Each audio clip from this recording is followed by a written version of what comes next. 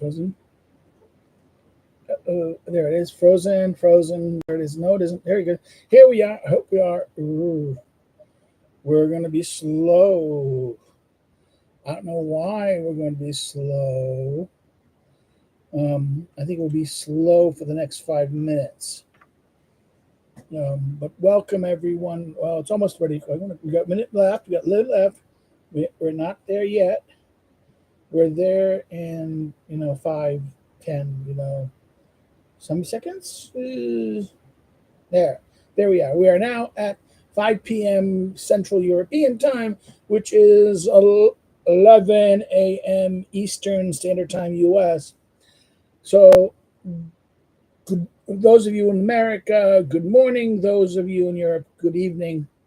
Those of you in Africa, well, whatever it is, what it is. Asia, very good morning. Greetings, hello. This is the Friday Livestream. This was a hectic week for me. I had a conference on Wednesday. I was in a palace, Yablonska, a palace, old palace, a 300-year-old palace. We stayed at the in the residential hotel part, which is still part of the original palace grounds. It was it's just right outside of Warsaw. It is just it is like almost it's Jablonska.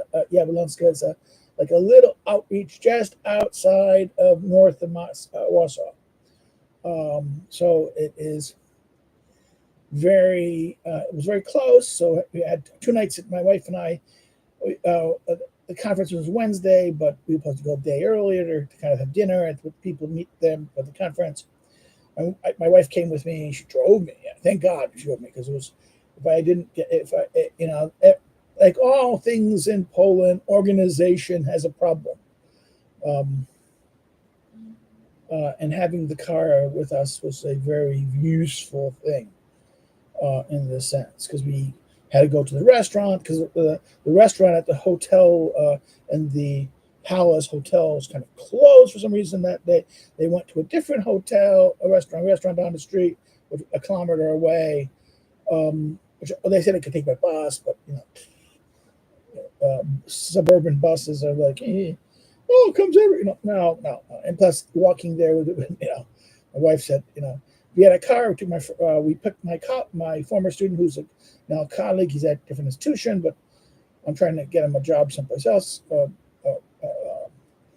Former student who went to LSU to get his degree at Jim Stoner.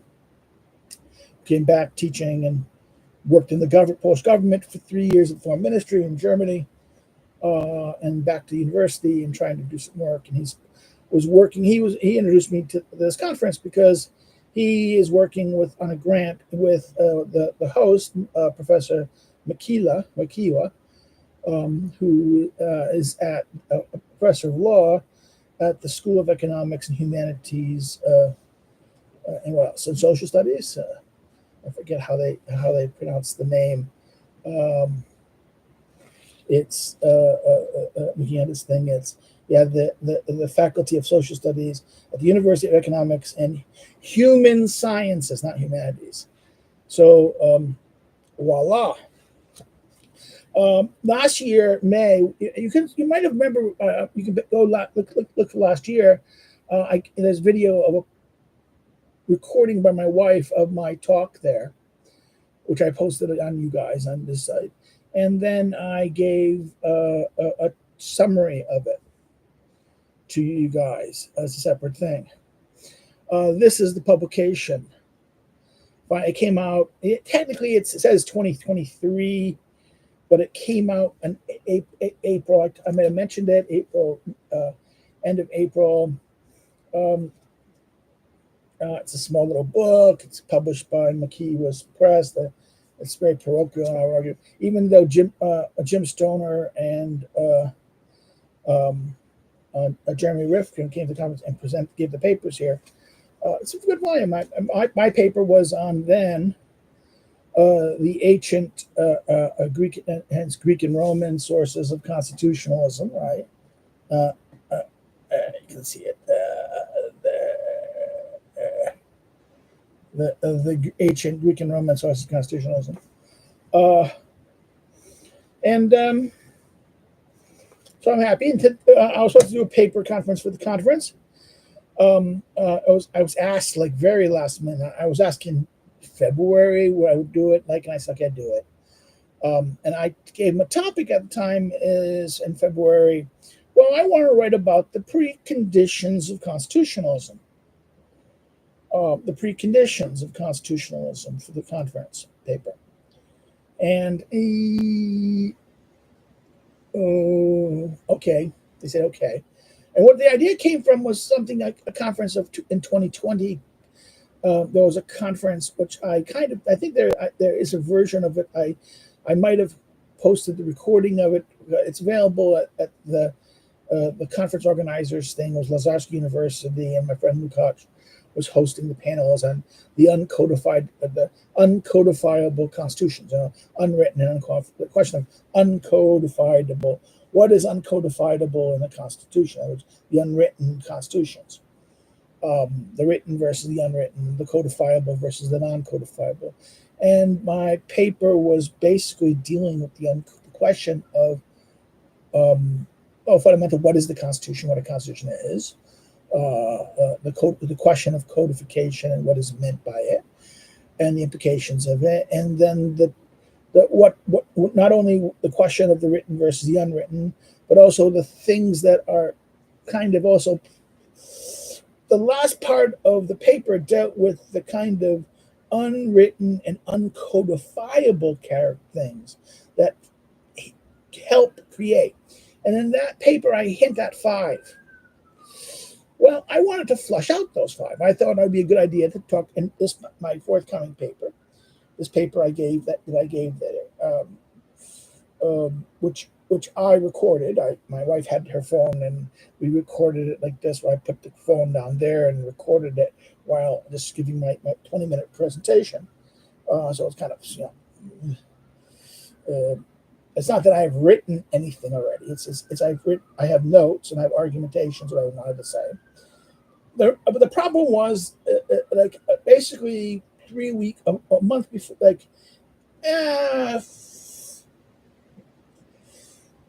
early this month, I got my friend Mihao sent me the schedule of the debate, the conference, and then I saw my title on it, and I changed it instead of what I originally said, which was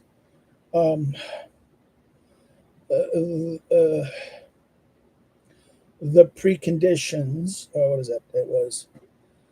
Oh God, I don't want to get this. I don't want to be completely off my head, but I am off my head sometimes. So, what is this?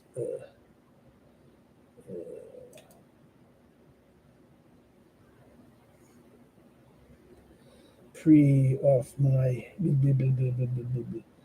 Okay, come on. Where is? I do things for people, and I never can't find anything.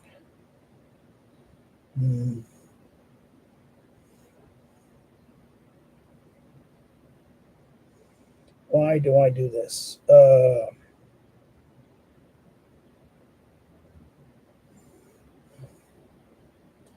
Yikes.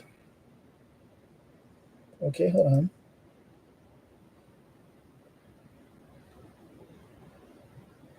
The pre-constitutional foundations. The pre-constitutional foundations for constitutionalism, or the pre-constitutional foundations bracket or preconditions, close bracket, for constitutionalism. Now, I think I added America into it. That is the problem. But I didn't think about America as being my focus for the thing. I was just doing. I wanted to address the larger question, and not the specific question. But then in the conference, I was asked to do America, so this almost became a completely separate paper in the sense. So I had to restructure the paper for the purposes of what I was going to do in that sense. So what I did was I presented my argument first about what is the what are the preconditions, what are the things prior to the possibility of constitutionalism could be, you know. In other words, what you have to have prior to the possibility of having a constitution and being governed by a constitution. I think that is a question. I think so. What is constitutionalism first? I should address that. What is constitutionalism? What is constitutionalism? Is more than simply just um, um, a simple answer. It is what it is a it is a type of rule. It's a form of popular rule where there is the law or a constitutional framework understood as basic law frames the character of the the, the the political the body politic. It shapes the direction of the body politics. Constitutionalism is that, in other words, the political system will be guided by a kind of fundamental respect for basic law, the rule of law, and the thing. Now, the Germans would call this Stadt, Riksdag, the Riksdag, the Reichstag, and this is, and actually, I should have addressed. I didn't really want to address that. What is constitutionalism first? I think that would have been an important kind of opening part. And then what I would have then what I did was, okay, what are the preconditions for constitutionalism? What is that is the possibility of a constitution?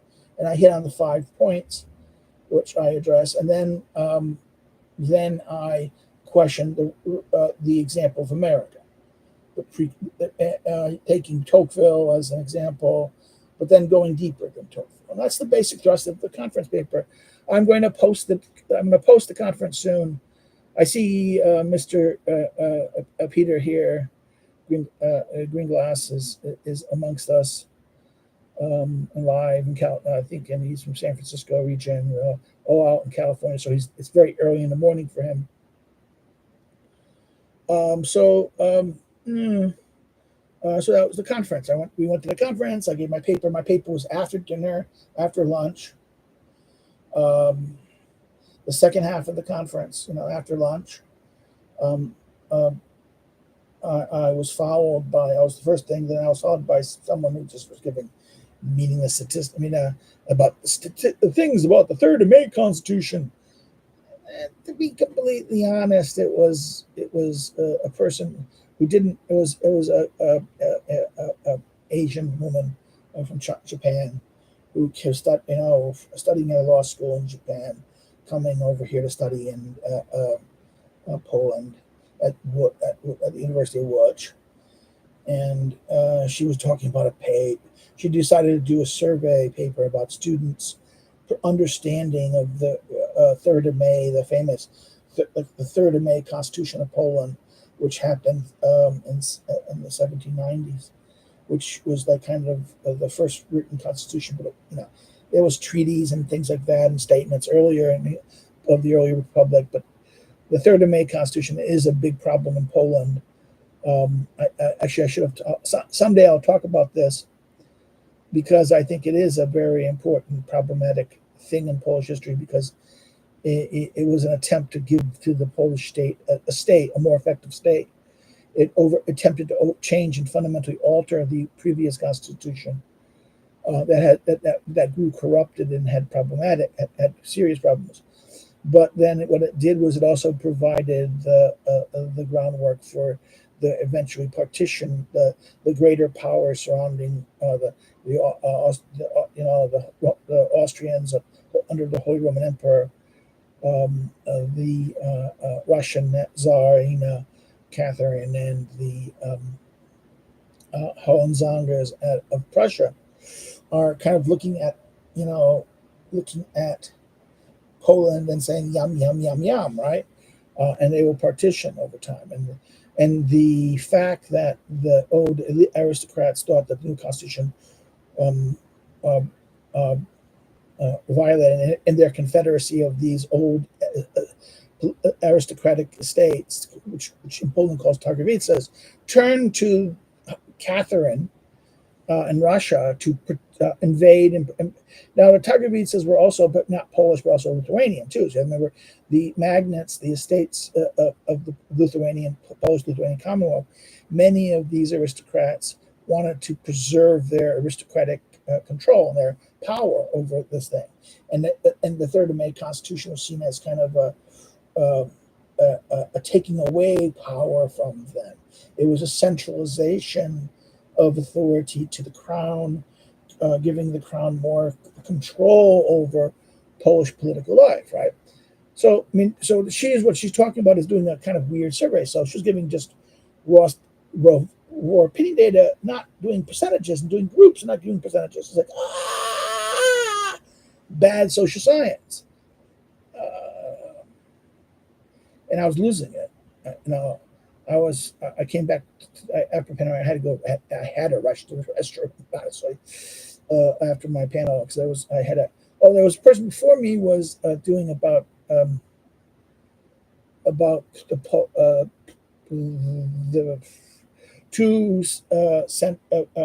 two Polish statesmen, a generation apart of each other. One more of a statescrafter. He was just a hero.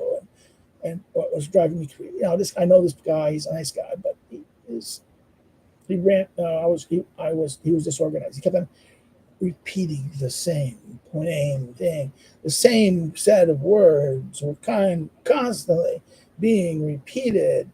And my God, it was interesting. The facts are interesting, but the repetition of things were getting tediously boring and long. And I hate people. He wasn't really formally reading his paper, but he was constantly repeating himself, repeating and repeating and repeating and repeating. So it was torture. So I had that, and I didn't want to go. I kind of like I had to go to the bathroom. So during my lecture, at the time I was preparing, waiting, always figuring out how to figure my wife's phone. Trying to figure, and she cracked her phone recently. Just a day earlier, she cracked the top of her phone. So I was like dealing with a cracked mobile. Get ready to start doing recording. It was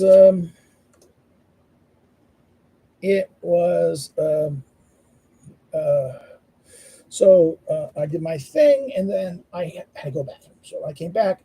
I already missed about 5 minutes of the beginning of her thing, but once I looked at it, it made no sense.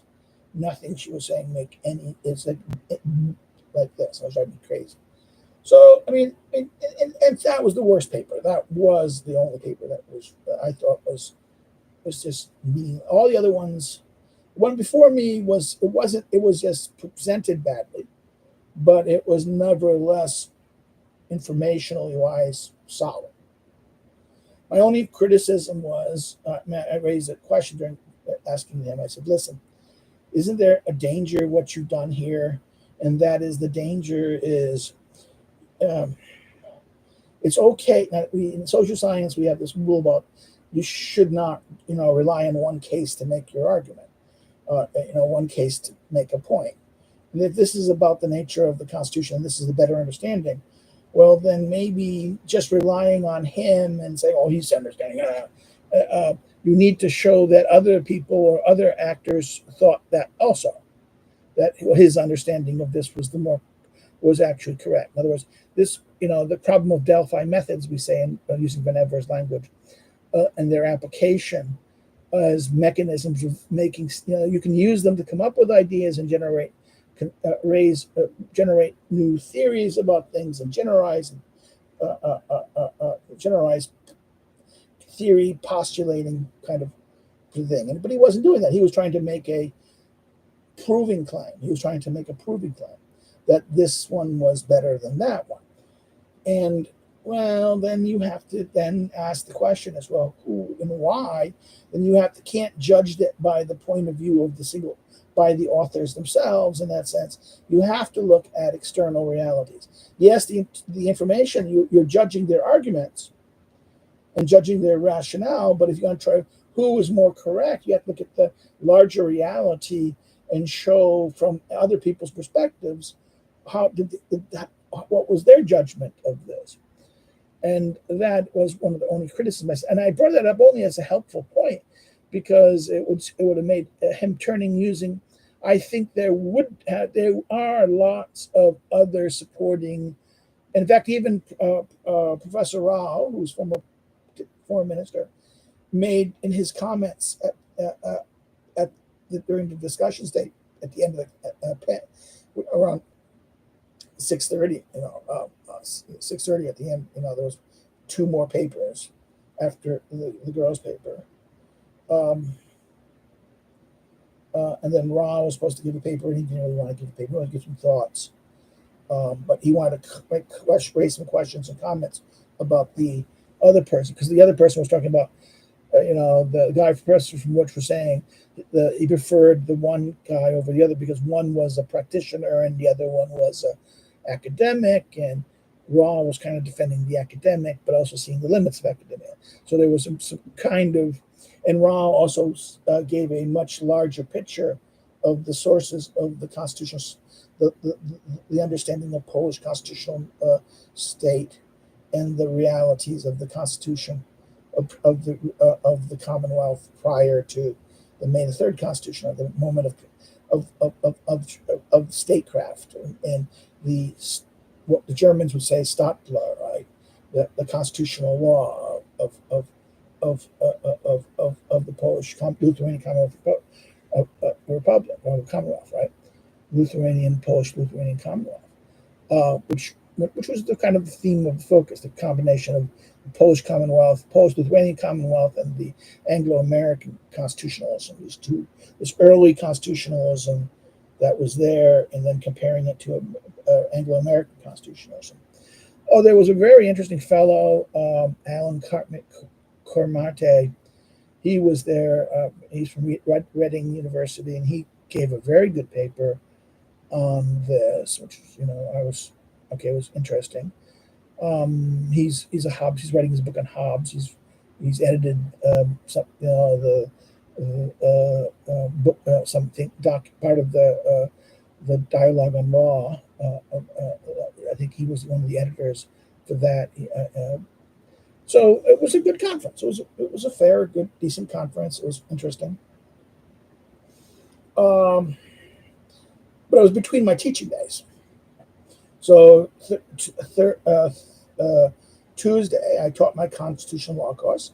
We did the New Hampshire ratification debate, the ratification convention, which is New Hampshire is essential because it's ratifying the Constitution it was the ninth state to ratify, and being the ninth state, it basically set in motion the new Constitution. Because the rule was after we get 9, and New Hampshire was interesting because it had a preliminary meeting in February, February, I think, if I remember correctly, that recessed to go back and get to raise questions because at first I was going to defeat. So the Federalists kind of won a moment to get a reprise to get more people to come. So the Anti-Federalists said, more people, more votes our way. And also get a clear mandate from the voters about if they could make rulings. In other words, are they bound or are they free to make the ruling? So, and give more information that most people don't know that other states have already. But Massachusetts, Massachusetts just ratified it. And Massachusetts ratified it in January in a very specific way. But they're saying that we ratify it, we accept it, but we're going to recommend, even if we're ratifying, we're going to recommend amendments to the future Constitution. And that this was a technique. So the class was talking about the New Hampshire and the importance of New Hampshire, what shaped it. We talked about the basically the change of the public debate, also as well the large scale interstate public debate about the Constitution. We talked about the technology of the time, the print media of the time, and how it was far different than, let's say, the print media of the later in 18th century, the mid and late 18th century, and specifically much different than the 20th century print media. It was more like the internet. The presses of the 17th, 18th century were far more similar to the role of the early internet before social media platforms centralized things, and and also media platforms, larger central media institutions like Google became so dominant in the search engine thing that what happened is that they became so centralizing of the mechanism of selection and finding that it became almost impossible to it became a kind of a centralization of information. So we talked about the public debate and how by the real vast numbers of both Federalist and Anti-Federalist pamphlets were like in December, January, and February and was short, little slightly less than January, but March. March was more. March and April were significantly less than February. Okay, so it declined over time. The public, but that was not because there was less debate. What was happening was there were often the media at this time was like sharing, like we do in our media, social media, right? We share someone else's things. So therefore, local newspapers, other states, as the delegation went there, often started reprinting things that were published at northern papers and other papers down there, and letters and correspondence that were just repeated in local presses that we don't necessarily pay much attention to because many of these didn't get saved. Many of these did not get recorded or thought to be worthy of being recorded because they were just repeating what was published elsewhere, and even therefore there was kind of the question of who published what. So therefore, there was kind of an overlapping of media. There was something that was published there. Several months later, they'll be published further away, and we have to understand the nature of how the press operated at that time in the 1790s, 1780s, and 1790s, and the Americas, which was completely different. Things, areas accessible by ship or river were going to get news faster than overland areas. So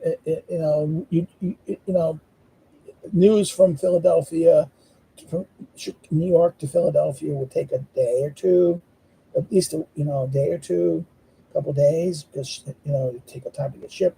Across land will be slightly quicker, but it'd be more, it's not, the ship cargoes were going back and forth. But New York to Charleston, New York to Baltimore, that's something different. And you would get much more in Philadelphia to Baltimore, and Philadelphia to Virginia, Norfolk, and also what will become Washington. That area around Richmond becomes a major, important, significant mechanism, fast speeding.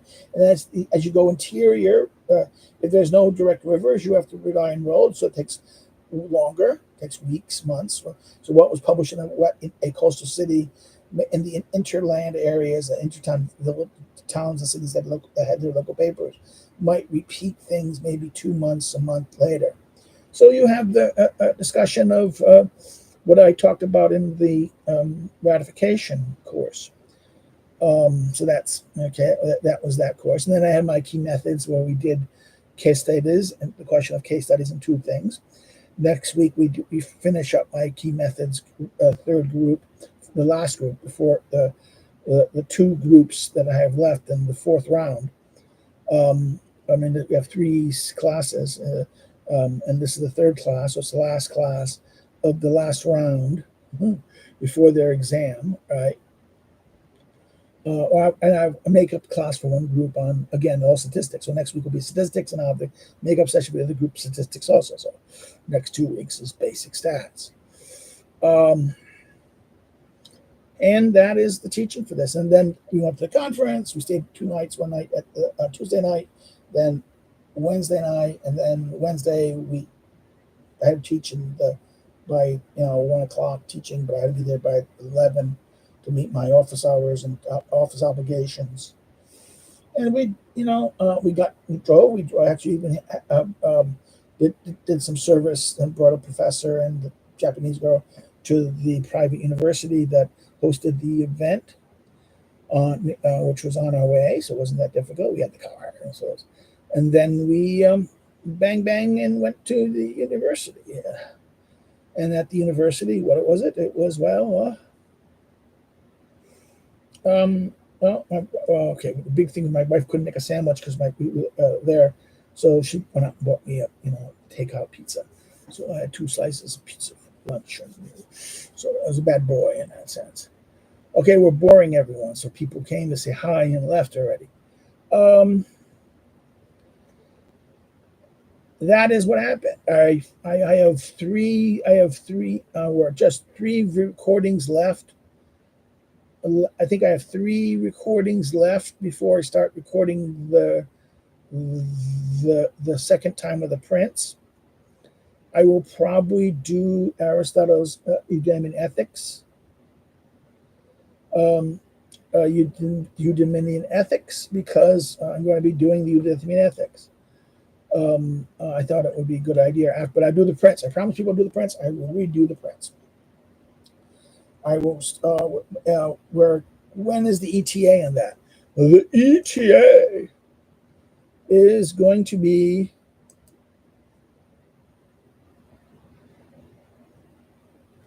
Let me see. Hold on. I'm having slow computer.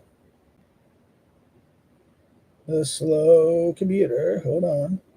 Okay. 10th of June is the 6th. 7, 8 is technically 9 chapters in book 10. So it is going to be, we have so far the recording to the 10th. So Thursday, the 13th, will be the last of the Nicomachean Ethics. I will make one more video. Maybe I make a general video about summing up what we did on the ethics.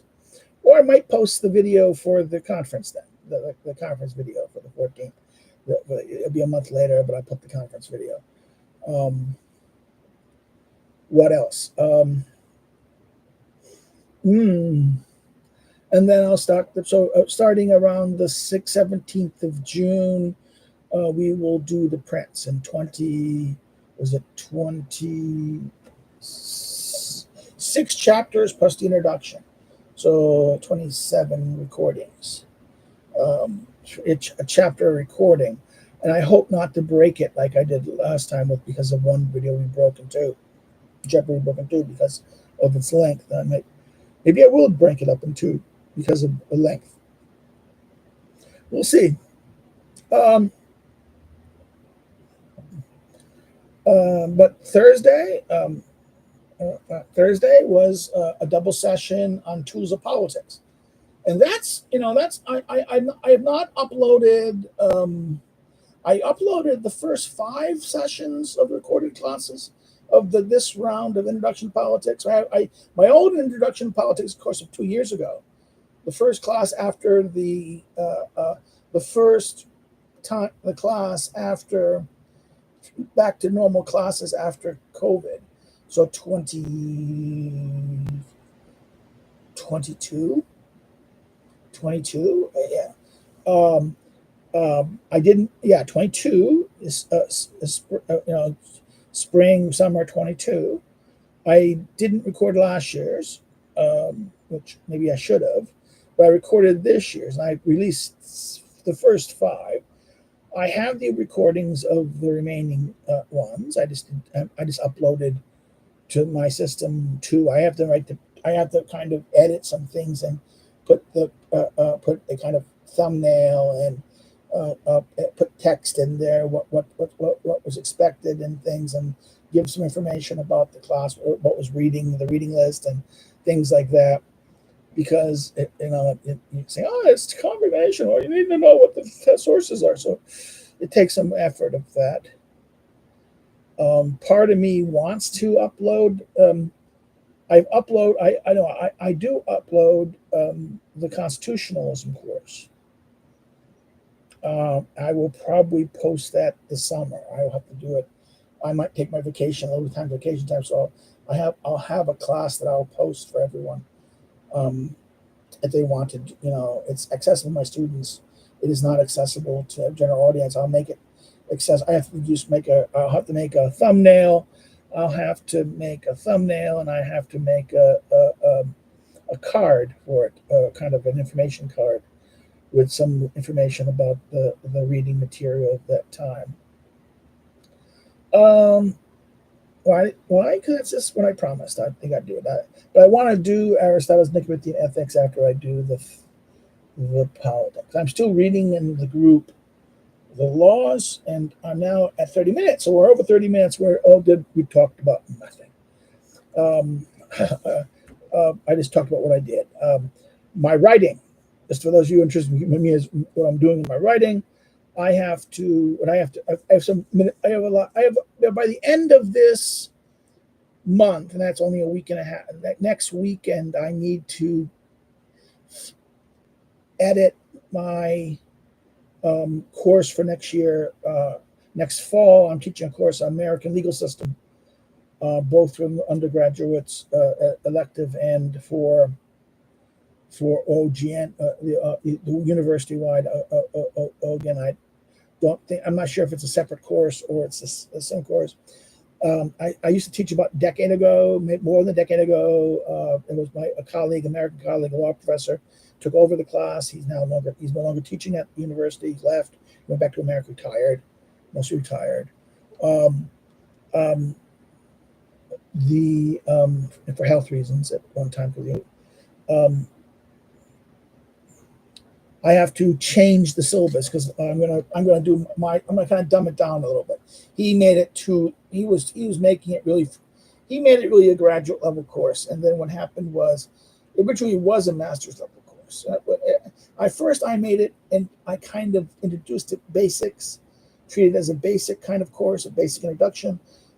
Not really trying to be a lawyer. He kind of made it. He upped the grade, but then the problem was the MA program. We used to have a 2-year MA program, and then we created an undergraduate program, and we didn't. Therefore, the MA became a specialized program with a more, and therefore his kind of electives didn't want to be. He had to convert it to the BA, and the problem was he didn't convert the BA to. But you can't demand BA students do the work of MA students. It's just not. And his reading list was really, no one ever read it honestly. I would never do that. I mean, I'm bad. I give a very long reading list for things. Why is it's more aspirational now, but at the same time, I kind of do expect. I do make the my required reading list, even it may be big, it is still like a few. I'm not going to get like 20, 30 texts. He would have like 30 texts. And it was more like a kind of a MBA level, graduate level course that in the US, not something that Poles really got used to. And so therefore the students would kind of bullshit his thing. And as a lawyer, he emphasized cases. And I'm not going to do that. I'm not going to emphasize cases per se. I'm going to emphasize disputes, principles, and issues like this, and trying to get them to think about these things. So I have to change. I'm not going to have a big essay. I'm going to make shorter assignments, not about cases, but about conceptions of contrasting certain things. So that is going to be the big thing. Um, Another thing I want to do is I want to do something about the lectures of this yesterday. My two classes yesterday. I was making up a course. I went to Budapest, and therefore I had to make up my introduction to politics course. So I had two right after each other yesterday, and they were focused on the tools of politics. And I thought about it. I thought about, maybe I need to make a little kind of booklet and maybe even offer a course to someplace on the tools of statecraft. What is two lecture was really I divided in two. Really, it's cramped. It's really cramped. And in my introduction to politics course, I can't get away with making it more. I really should spend a class per tool. I follow Con's Lord's modern print, so he gives the tools and chapters. Was it chapters? Yeah, 16 to 21. So it's chapter 20 is the last tool, communication. So it goes to 12, 11. So 11 to 20 gives us an introduction of tools, the chapter introducing tools, and then that. Now I thought about it. I said, okay, this could be really a mini course, a course on the tools of politics that I might want to design. Okay, so I want to design. I'm thinking about this. I want to do it. The tools of politics, tools for statecraft, that I want to talk about, and I think it'd be a good thing to think about. I have to now. I haven't heard from Cardinal Wyszynski University about they were going to contact me about my course that I want to teach there next year. I haven't heard back. I'm kind of a little nervous. I'm going to write them this week saying, hey, I was expecting you to email me. I didn't get an email from you guys. So that's that in that sense. So back to the expectations of writing. So I have to fix that course. Okay, my next course next year, the con law, not con law, but the American law. I have to also write the conference paper up by July 15th. I have to promise. I have to have it. I have just notes. I have to turn it. But then I also have by September 1st the obligation to take my notes here on political anthropology, my outline here, and turn it into the paper for the journal, the political theory journal that have asked me to do a kind of a paper on Aristotle's political anthropology. So I've got things, and then what else? I have a paper that I should try to get out on the four small constitutional changes. That's mostly written. It has a couple of things I could add. I was thinking about presenting at Rouge, but I opted out of not going to the Rouge conference. It was just too expensive, and I'd rather have the university pay my fee keep my American Political Science Association membership in gear. I need to fix the Budapest paper a little bit and work on it. The force and fraud paper, and the little thing on Aristotle on small things as the starting of problems, and as well as start. I want to make real progress this summer a little bit on writing. I mean, that's what I have. I have to get these two things done, but I will put a start out. No, so I'll fine tune these three other things. So I must have those done. My Constitution thing is mostly done. I just have to tweak it some and send it out to publication. I haven't heard. I haven't seen the release of my journal for the Aristotle's political change at Polidea, who's supposed to be out in April, and it still isn't out. They just published the December issue in May, so I'm kind of like, it's supposed to be out March, April.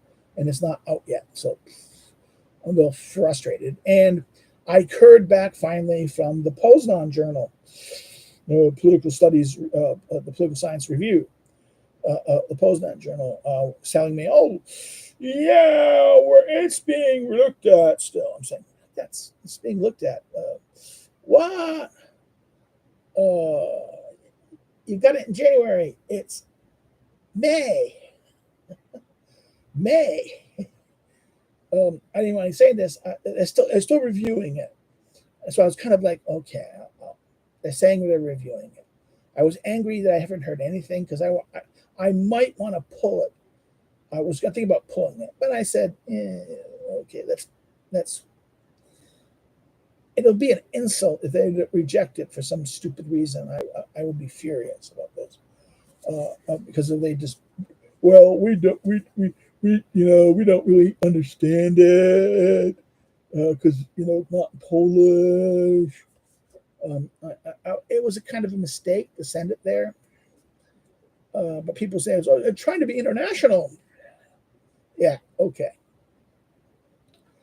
And I need to start doing getting the manuscript done for my Aristotle's political science, Aristotle's regime science. I need to get it done. I made a decision. I've talked about this with you guys before. That's that. So we're at the 45. I want to spend the last 15 minutes of our time together talking about you guys, because Corlitz wrote to me today. Well, he always writes to me. Put a comment on last thing's class. So earlier today, Corlitz, I have to get his real name. He's just give me his real name. He posted something about they will be talking about the UK election in July 4th, which is funny. That July 4th, you're going to have the question at the moment that he says there will be a general election in the UK and May 4th, July 4th. At the moment, the question is how large the Labour majority is going to be. Some predict the Conservatives reduced to 100 seats or less. I read this brief summary in the general tendency of Labour leaders planning constitution. In other words, I think, Keith Starmer thinks that this is a mandate. I think this. I don't think New Labour should see that they're going to get a big victory, not because people want anything, New Labour, anything. Because right now, New Labour has said nothing. They just criticize the government. Their policies, what the Labour backbench, the Labour Party hardcore people, it's Blairism 2.0. The return of Blair, which means what? Europeanization, more Europeanization, maybe trying to undo Brexit, which, by the way, Brexit is still popular. This is not a problem. People may be angry that the Brexit was kind of frustrated and hasn't gotten the results that they wanted from it. But and that the Conservatives betrayed Brexit. I mean, this is the real reason why the Conservatives are going to get trounced. Not because they're trounced because this is not a choice for Labour, rather than wanting to punish the Conservatives for their betrayal of the people's trust.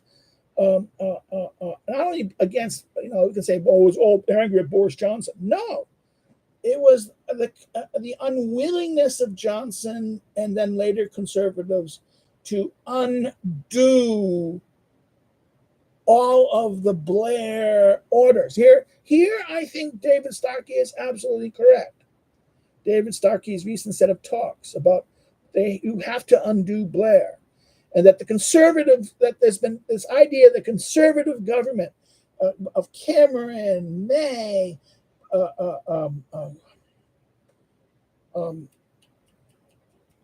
Johnson, Truss, Sussex, whatever I say his name. They might as well not be, because they are bringing more people into the country, not stopping this. They haven't undone any of the real horrible, stupid reform, the creation of the Constitutional Court. They haven't undone it. They haven't undone any of the Blairite constitutional reform. They should root and branch remove them and restore the. There should be a second restoration. Starkey argues, and I agree with him. We should treat the Blair years. People should treat the Blair years as the reign of Cromwell. Even though I'm a Cromwell supporter, but a bad case of Cromwell. The problem here is Keith Stammer is deluding himself to thinking that this is about him and his leadership. Rather, this is a negative victory in a sense. It's not a victory for labor. Labor will win big. And that is because, well, what about reform and these other things? No, you don't. The nature of the English electoral system is strictly a Duvler's law model.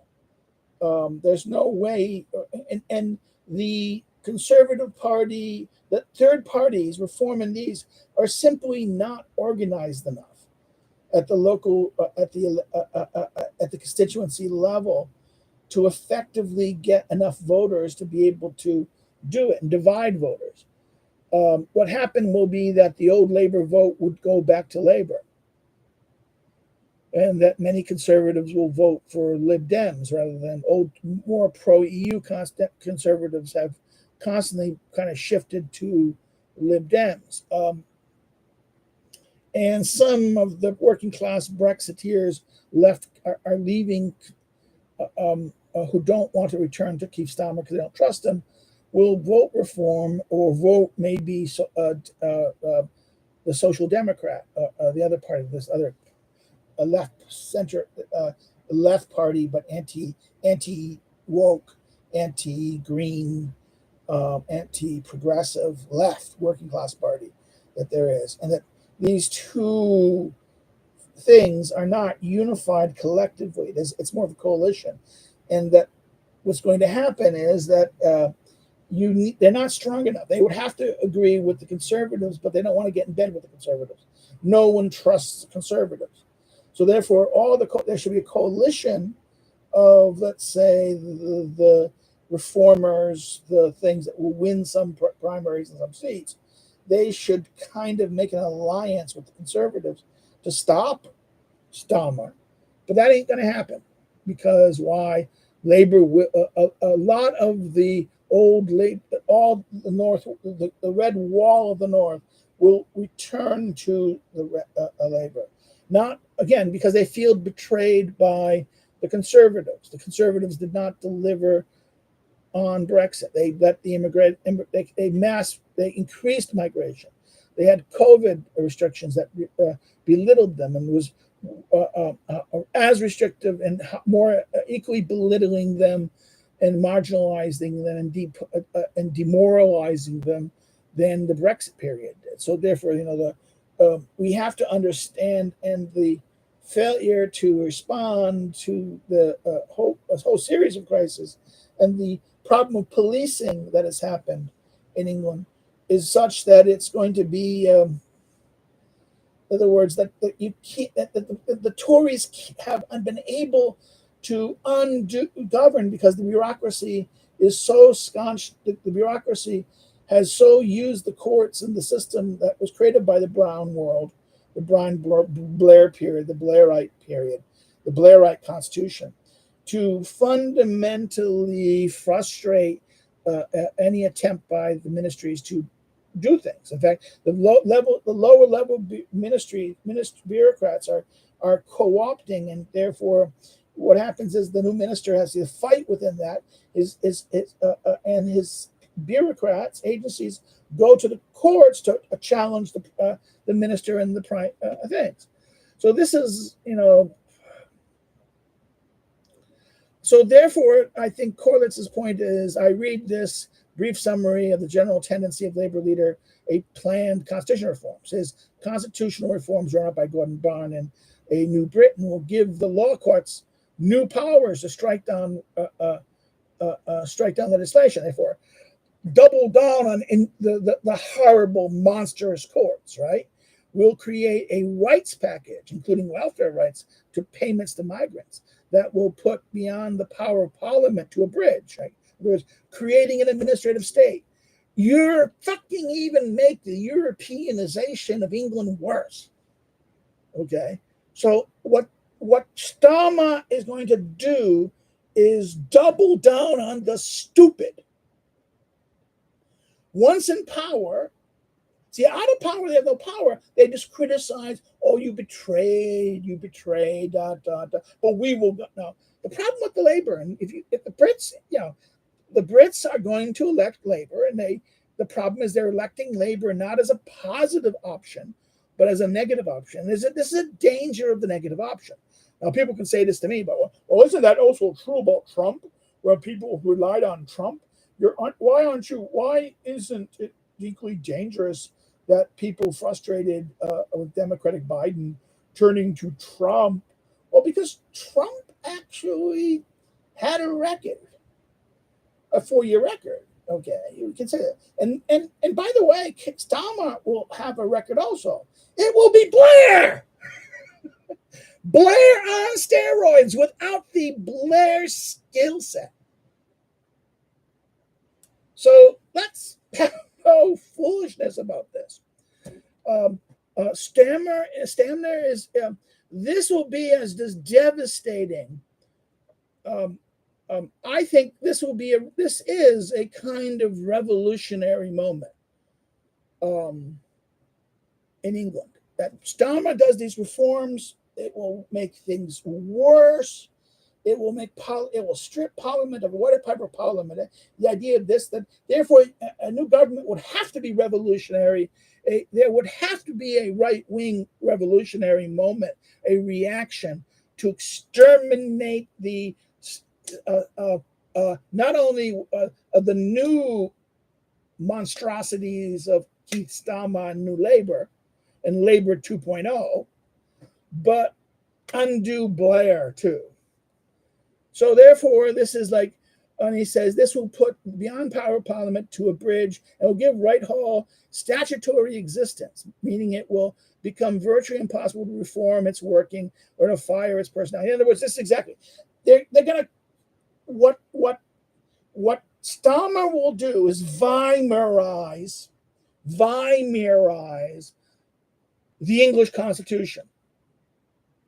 Why? By giving the minister statutory authority, making ministerial decisions statute-type, and therefore giving the bureaucracy statute quality with allyings of the new, strengthening the power of the court to overturn Parliament. You're creating a false division of power system in England that will produce judicial tyranny and administrative tyranny.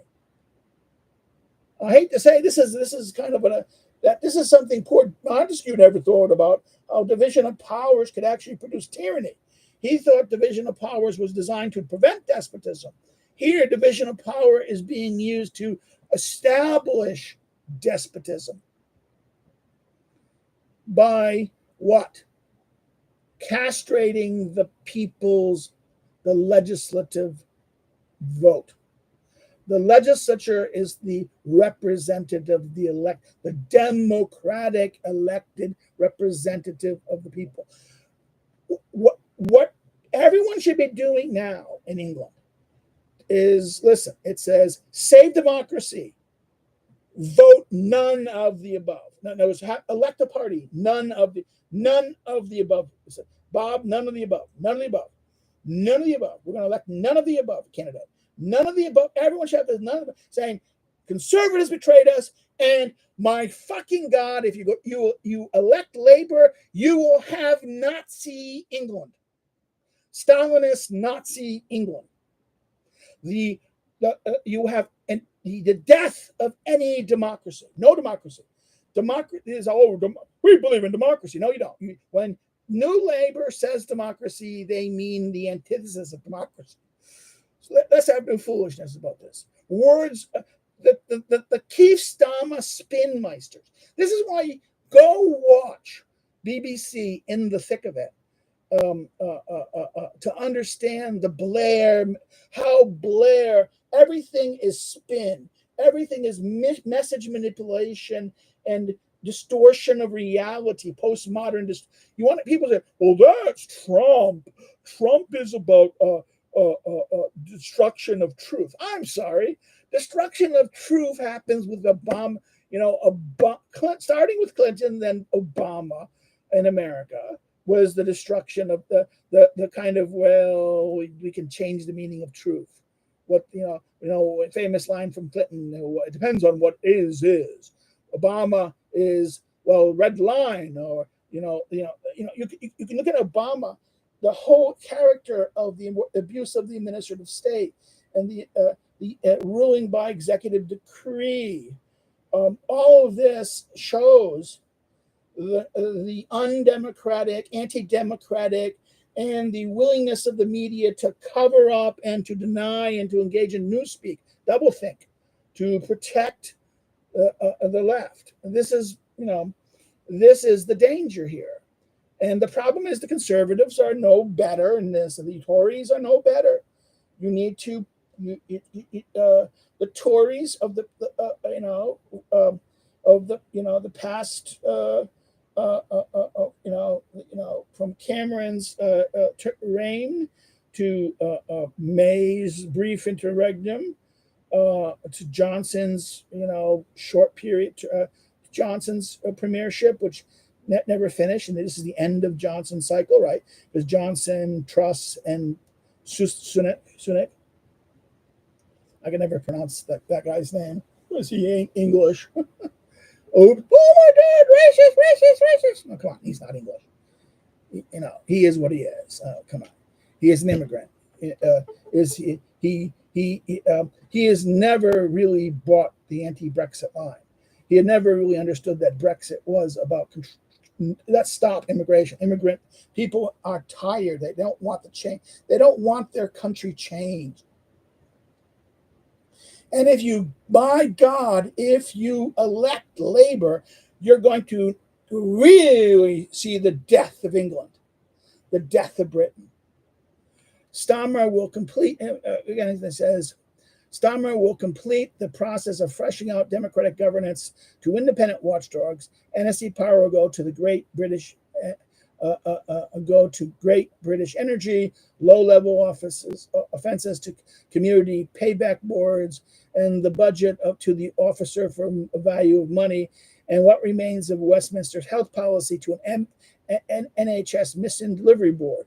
The planned Race Equity Act will tighten the existing equality legislation, which is equality. This is funny. Words don't mean. In other words,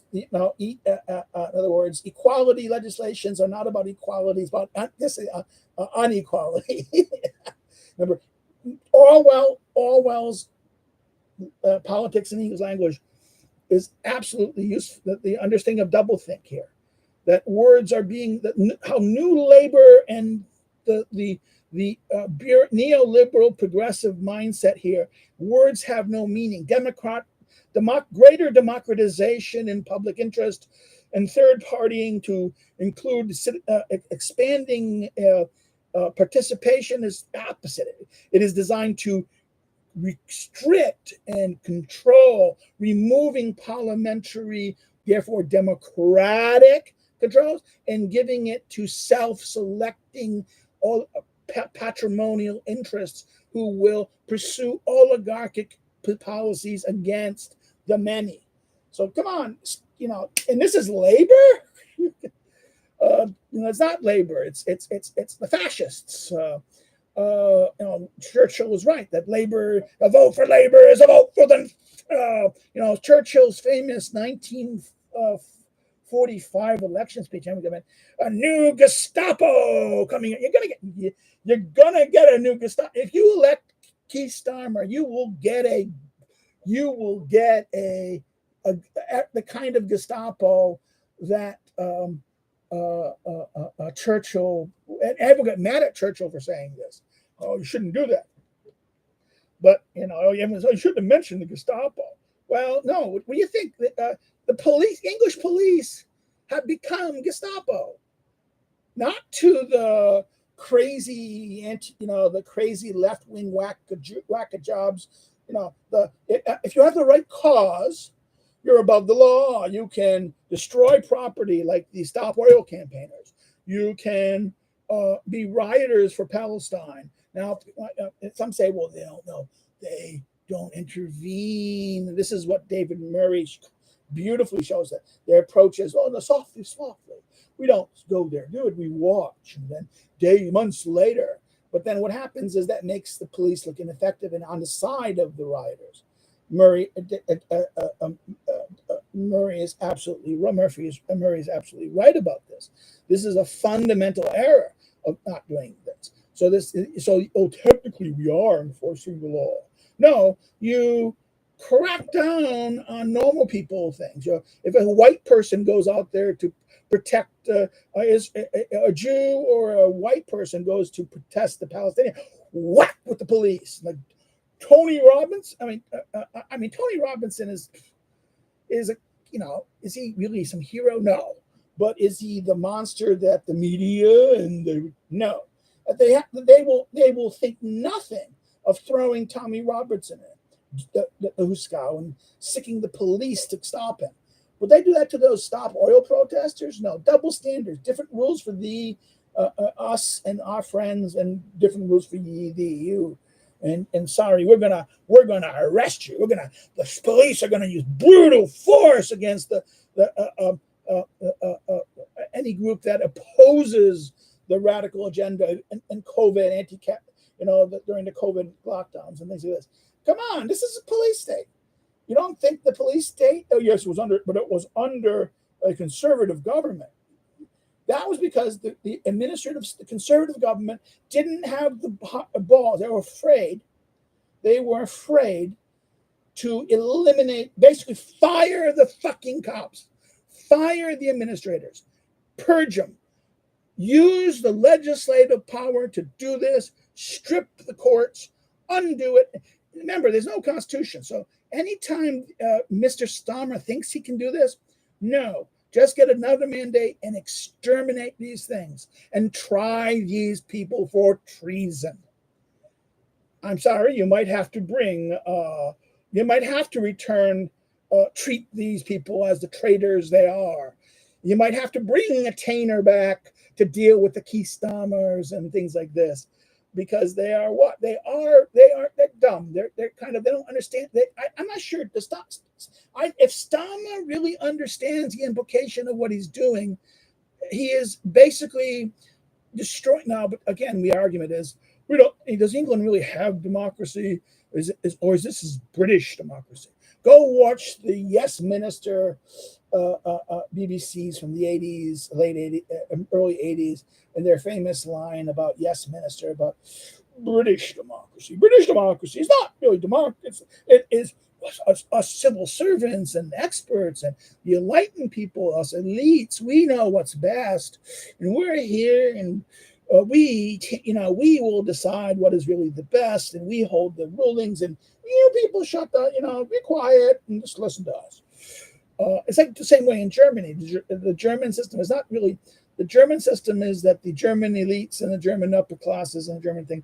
No. The common people need to be dangerous, because last time the common people said things, we got, that little mustache guy, right?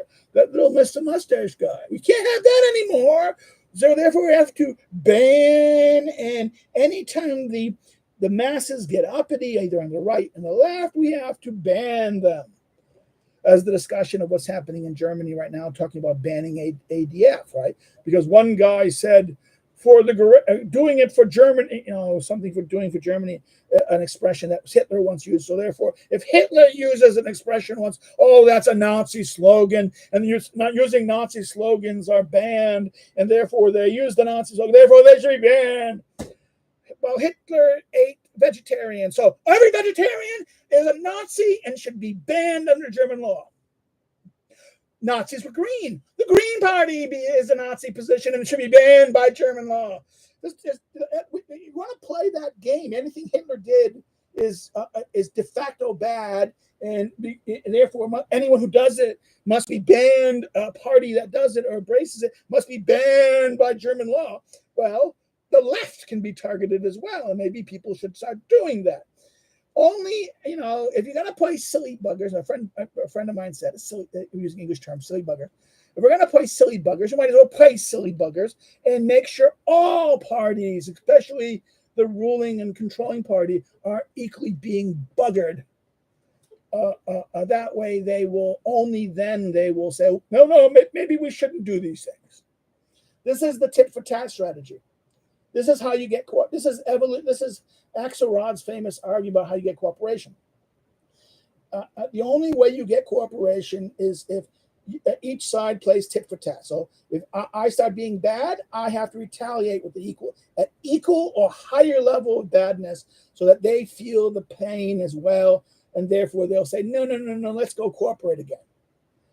Okay, until the other side gets the pain as well. They will keep on doing things. So you have to. This explains why regression to the mean. Now this explains why Copernicus' law of bad policy chases Copernicus' law. Policy thing is good. Grisham's law in economics and behavior, that bad money chases out good money. Bad practices chase out good practice. This is why. Because you are forced, you have to. If one side does something, the other side must do it also. If they don't, the other side will constantly have it. If that thing is advantageous to them politically or economically, they will get domination. And if you don't play the game, you won't pair up and be playing by the same rules. Okay, that's why you have to do that. That's why this creates the nastiness. And you have to be, the idea, we must be civilized. We can't do what they do. Well, take your gun out. Because why? Because you're going to lose. If they've changed the rules, you're going to play by their rules. And you have to make them, and they have to be pained by the choices they made. Until their choices and the rules no longer benefit them to a degree that it offended them, they might say, well, we prefer the old rules. Let's go back to the old rules. You understand by that? But then what happens is that the new dominant position, this is the problem of once you break the precedent and you broke the thing and it's beneficial, the party that all of a sudden is benefiting from it won't revert back to the old thing because it wants to keep power, right? And this is true of any political party. So it has to be so bad that both parties are in a crisis that they would want to reject the mess and return to some kind of level of stability, some reasonableness. So therefore he says, I'll talk about these things about this tightened existing equality legislation does such to constrain elected government, created a DI bureaucracy. Could this be up for topic for discussion? So yeah, it is. I raised it. I think this is the problem. This is the administration. But this is exactly what Schmitt was talking about the dangers. Go read what Schmitt said about the Weimar Constitution and legality and legitimacy. Go watch my videos on Schmitt on the legality and legitimacy about this and the dangers of the Weimar Constitutions about these things. Go look at what Schmitt said about in dictatorship about. I didn't cover that. I didn't cover the constitutional aspect of it that much because he has appendixes that I didn't really want to do. They're too technical on the Weimar Constitution. Go look at the appendices to the dictatorship book, which fundamentally examine the Weimar Constitution to see the crises that is made there. And that is the problem. This is why you have the what was happening in England right now by what the reforms that he's doing is exactly what Schmitt warned was happening to the Weimar Constitution. So go look at Schmitt's discussion and legality and legitimacy, dictatorship about the warning of the dangers, but but legality and legitimacy is good enough. And maybe the parliamentarist book, but not so much. I think the parliamentarist will not. The legality and legitimacy will be good enough. And the problem was also the nature of administrative state, how the administrative state is a total state. It is not the parliamentary legislative state. It is not going to be democratic. And this is where kind of he thinks that the total state can be a democratic state somehow. I'm not sure. I don't think it will be. I think that that parliaments are. I mean, uh, parliaments are always the legislative entity that are controlled by that. So as long as that parliaments remain the legislative entity, yes, he argues parliamentaries tend to echo the bourgeoisie regime, the regime, the state of the bourgeois, um, um, the civil state, the bourgeois state. That's the real word in German. Bürgerkrieg, Bürger, the French would be bourgeois, and then Staat. Was it not Gemeinschaft or Gesellschaft, right? Uh, this structure of this, what people say is a civil society. Well, civil society is not uh, uh, Gesellschaft, Gemeinschaft, Gesellschaft, Bürgerkrieg, which is bourgeois, the bourgeois state, the bourgeois community. And therefore, the bourgeois cares about talking and parliamentarianism, and this is liberal, right? But the problem is liberalism has gone from being liberalism to something else. This is the move from liberalism, which was a bourgeois situation, but the bourgeois was always the kind of, we have to understand the nature of the bourgeoisie has changed from being um, uh, popular, that of the upper masses, right? It was part of the multitude. It was republican in character. Now it's oligarchic and aristocratic in character, and anti-republican in that sense. So we have to understand that, therefore, the move towards the nature of the change of this. They don't like the legislative state. The legislative state is now the parliamentary state or legislative state. For them is not good enough. They want the administrative state. They want a total state of the administrative entity. And I would argue that is a change. That is the fundamental change. They want a judicial state.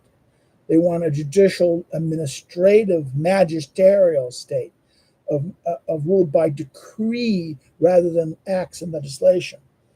So I'm just going to stop here. These are the kind of oops thoughts that I've had. I know people are saying, "Well, you're in here for an hour. You're over your hour thing now." AA goes on to AA does about this. He's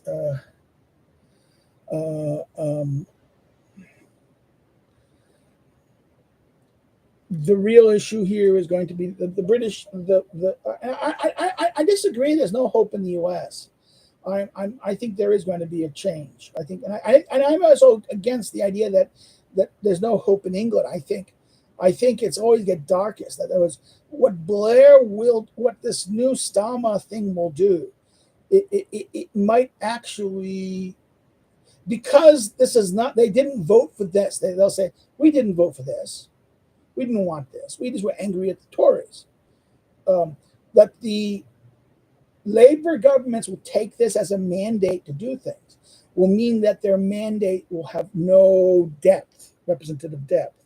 And if they do try to do these things, they will have no popular support. And it might actually produce the revolutionary moment, the backlash, the demand for a reaction. That if you have what you need is a political leader, a political actor who is going to take effect to this. Some charismatic political leader needs to look at now this is what Johnson could have been, but Johnson was too ruled by his Johnson. Johnson was ruled by his Johnson and the bimbo that his current wife, which led him to disaster. Both made him make bad choice after bad choice. And even though you have some people, Cummings is smart, but Cummings is not politically viable. He's a brilliant student of the political system and understanding of systems and demographics. I think he's also a little too dark in this sense.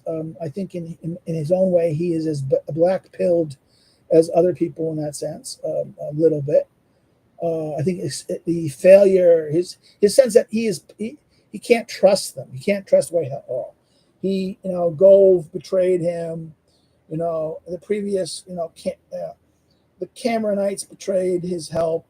Grove he was friendly with, and education kind of didn't support him and kind of been a troublemaker.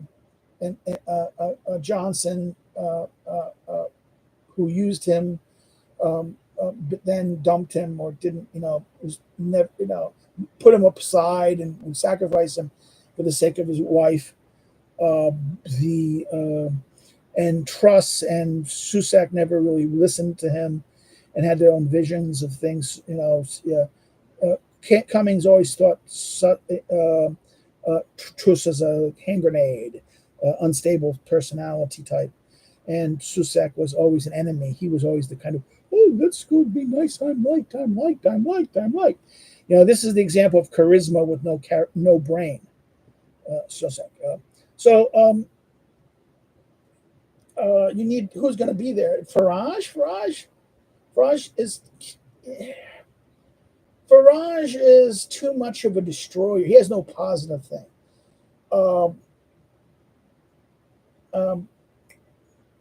What's his name? The other guy, Rees-Mogg, too liberal. He's too much of a free marketeer. And he doesn't. He's charisma. He has a media personality. He's very intelligent, but he doesn't really. His politics is a little discordant to the setting of this thing. Someone like I hate to say it, it has to be someone like the Mr. Marston, the British that pop star who took on Pelosi. It's going to have to be maybe someone like that, someone from the outside who will come and do this. And this is why, what's his name? I'm blanking on his name now. My God, I'm really blanking on his name, and it's going to drive me crazy. I'm blanking on his name. It's going to be really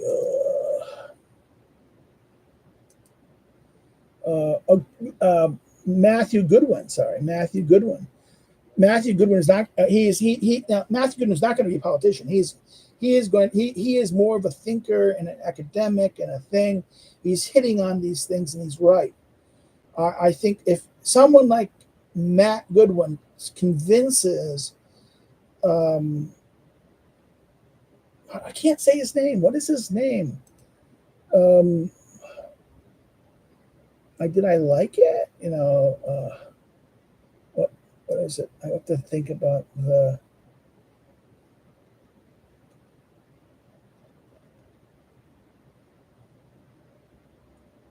Thurston. I can't get his name right.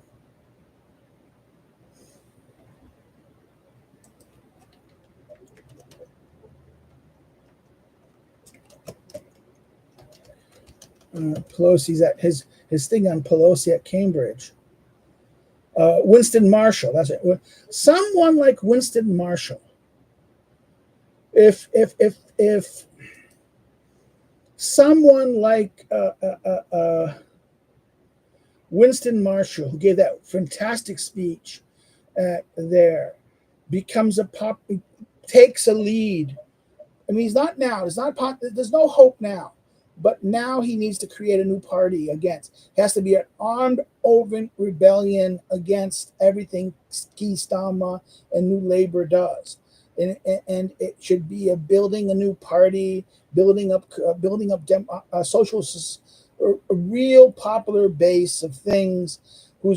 So therefore take lessons from Starkey and takes lessons from Matthew Goodwin, and that would be someone with the charisma of that, with the knowledge of Starkey and the political science skills of that, and even with some of the arguments of Eric Kaufman, would be a real hope in that sense. I think that is the possible trait of somebody. Farage couldn't do that. Farage is his ego's too big, and he's really a free marketeer. He is really stuck in the arguments of the past. He doesn't like Brexit, doesn't like this. He's arguing the right things, but he's a destroyer, not a creator. He was not, this is why UKIP didn't work. He didn't have the organizational skills. You need you need an organizer. You need people to organize. This is why, in one sense, some of the Tory Brexiteers, the people that kind of brought in not Cameron, Cummings, Dominic Cummings, Matthew, I forget his name, Matthew Parrish, I forget his name, who brought in and Carskill, with Carskill. Carskill from UKIP, the breakaway UKIP guy, and the only MP that UKIP created, with Matthew P, I forget, who was a kind of a back operator among the Conservatives, who brought in Cummings to lead the Brexit thing. And and therefore I would make outreach to, even though people like Matthew and Cummings don't, they don't get along that well. That you need to put them together on this.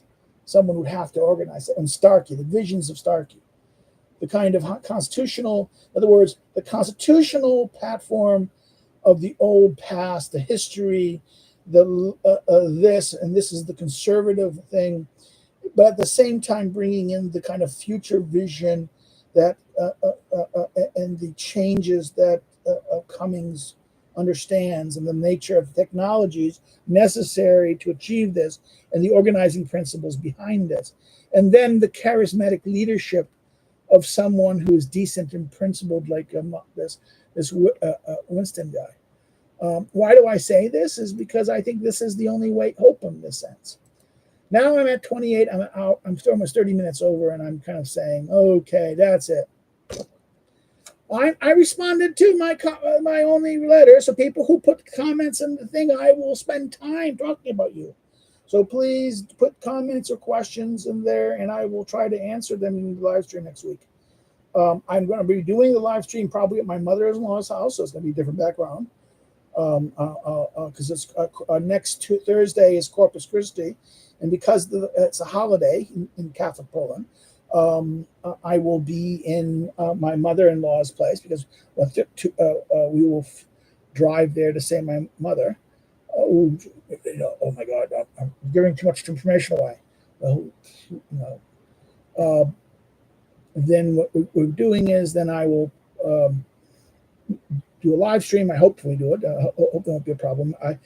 If my wife can't take her mother, we might have to come back on Friday, but I don't think so. I think we'll be there. We'll come back on Sunday. Then I have to go teach on Tuesday, which is going to be a big thing. So it's going to be So that's it. So please like it. Hit the like button. There's only one likes on here so far, but please hit the like button. It helps the media grow. It helps it. And those of you watching after the live stream, please hit the like button. It said like this. And also, please do put comments or questions that you think you'd want me to address.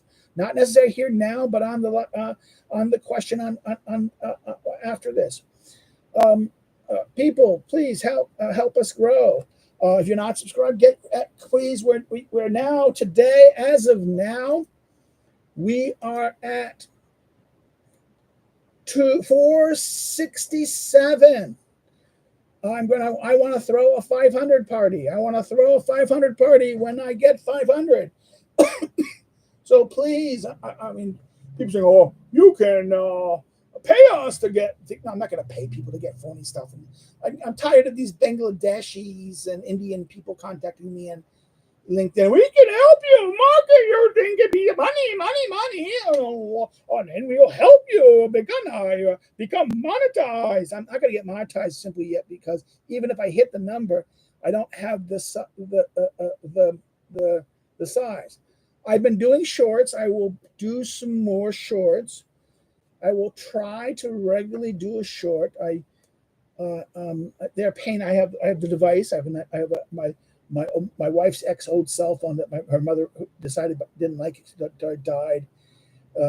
So she bought a new one, and then it came back to life again. It doesn't have a SIM card because I belong to the dumb phoners of the world crowd. I have a tablet with a phone on it. So my wife said, "I'm going to give you another 3 plans." No, you're not God. Trinity, right? You're not God. I'm not going to have 3 plans for you. So I have two plans. One for my tablet. So I can when I go places, I take my tablet and I can go in the middle and this is a dumb phone. So what else? That's it.